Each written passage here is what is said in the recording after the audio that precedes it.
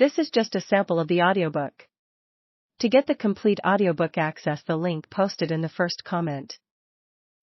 This morning I set off in rather a drizzling rain from Kensington on horseback, accompanied by my son, with an intention of going to Uphusband near Andover, which is situated in the northwest corner of Hampshire. It is very true that I could have gone to Uphusband by travelling only about 66 miles, and in the space of about 8 hours. But my object was not to see inns and turnpike roads, but to see the country, to see the farmers at home, and to see the labourers in the fields. And to do this you must go either on foot or on horseback. With a gig you cannot get about amongst by-lanes and across fields, through bridle-ways and hunting gates, and to tramp it is too slow, leaving the labour out of the question, and that is not a trifle.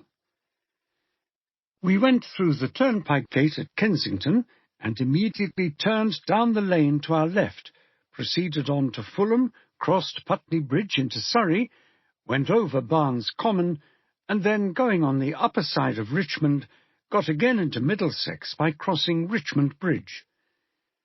All Middlesex is ugly, notwithstanding the millions upon millions which it is continually sucking up from the rest of the kingdom.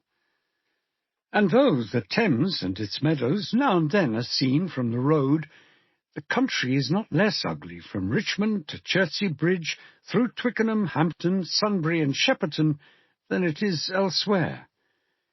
The soil is a gravel at bottom, with a black loam at top near the Thames.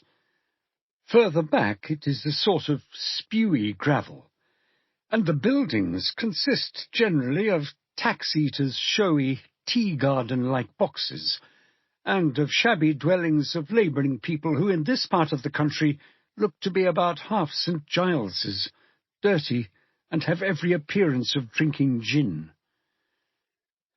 At Chertsey, where we came into Surrey again, there was a fair for horses, cattle, and pigs. I did not see any sheep. Everything was exceedingly dull.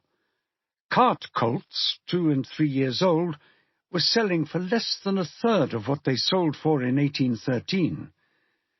The cattle were of an inferior description, to be sure, but the price was low, almost beyond belief. Cows, which would have sold for £15 in 1813, did not get buyers at £3. I had no time to inquire much about the pigs, but a man told me that they were dirt cheap. Near Chertsey is St. Anne's Hill, and some other pretty spots. Upon being shown this hill, I was put in mind of Mr. Fox, and that brought into my head a grant that he obtained of Crown lands in this neighbourhood in, I think, 1806. The Duke of York obtained, by Act of Parliament, a much larger grant of these lands at Oatlands in 1804, I think it was. But this was natural enough. This is what would surprise nobody.